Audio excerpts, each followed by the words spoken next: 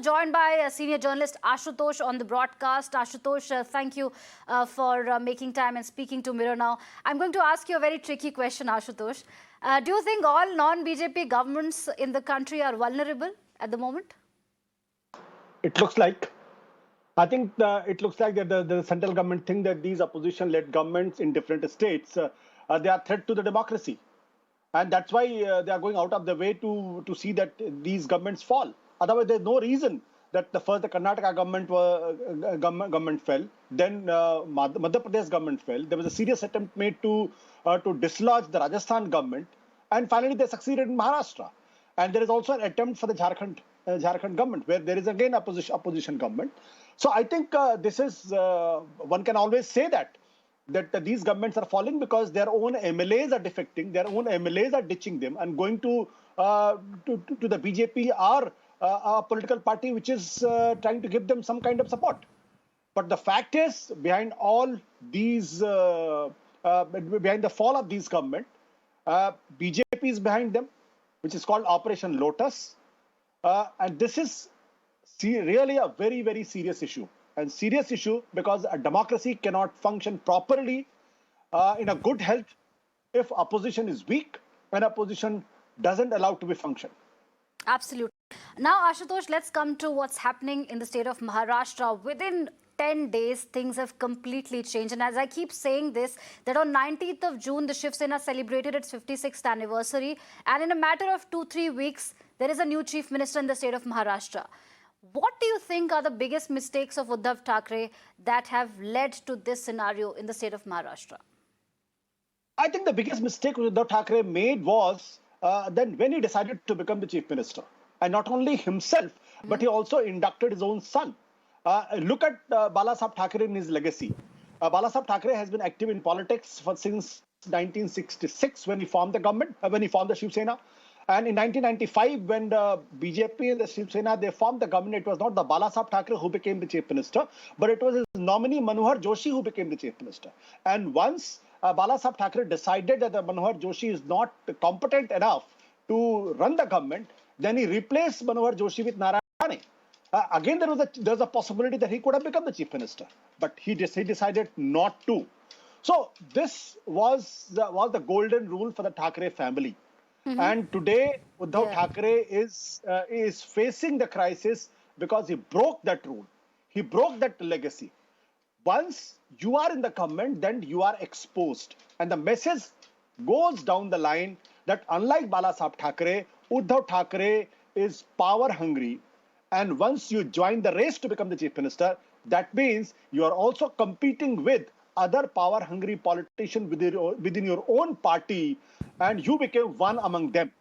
Balasaheb Thackeray was the one who used to decide who should become the chief minister.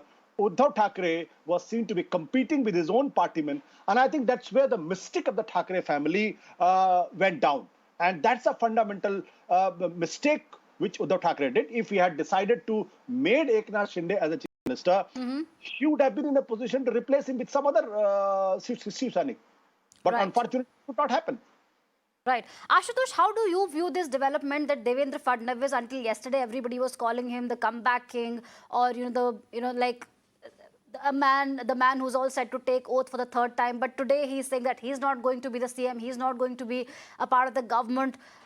Do you think it is a smart move and that he's going to be the super chief minister and the BJP would be calling the shots? It's obvious, right? All this as a master stroke, as many journalists must be saying on the different TV channels. Yes. But the fact is, whether it is a master stroke or it's a failed gamble, only the future will decide. But yes, if Devendra Fadnavis decided not to become the chief minister, then it must have been not his decision, but somebody else's decision, who could be Mr. Narendra Modi, the Prime Minister, or Amit Shah, or together. And in politics, always understand that there is no free lunches. Politics is all about grabbing power. Politics is all about becoming the chief minister. Politics is all about to become the prime minister. If Devendra Fadnavis could not become, and I will use the word could not become the chief minister for the third time, if he was a lucky third time, that means there must be some other issues. There must be a constitutional issues. I'm not very competent enough to comment on that because matter is still with the Supreme Court. Or there must be other tricky situations which BJP thought it's better not to take the not to occupy the seat of chief ministership, but give Shinde. Now the bigger issue is whether the Shinde will remain as a puppet of BJP in Maharashtra, or he will emerge as a strong leader. The fact is, Shinde is only a leader of supposedly 50 MLAs, supported by more than 100. This government, by its very nature, is inherently weak, vulnerable, fragile, and can fall any minute. Absolutely. Ashutosh, one last question, because this is something that, I get very intrigued by, and a lot of friends also discuss this. This is a side of what is happening in Maharashtra. A lot of people, in fact, in family groups or when we go out, there are a lot of political fights. People take sides.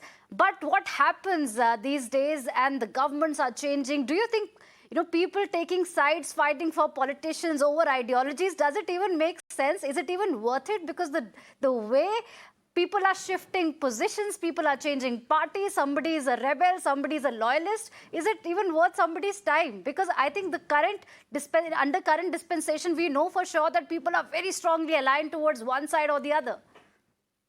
See, if you look at the politics of India, you can say that a new generational politics is happening in this country, because this country had an experience of only a kind of ideology. And before 2014, yes, there was a Bihari Vajpayee's government for the 6 years, but the country and politics was not so polarized. Today, there is a very strong ideology. That ideology has been advocated by the RSS and it's an ideology which talks about an altogether different set of values.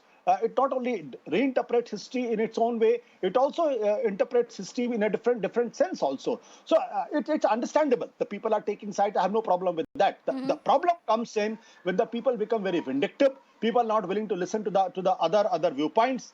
Because in democracy, if you are not willing to help, if you're not willing to listen others' viewpoint, the counter viewpoint, you might not agree with that viewpoint. You might hate that viewpoint. But you should have an appetite to listen to that viewpoint. I think that's where the problem is. Today, families are divided, the friends are divided, the WhatsApp groups are divided, and friends becoming enemies because because the people are not willing to listen to other viewpoints.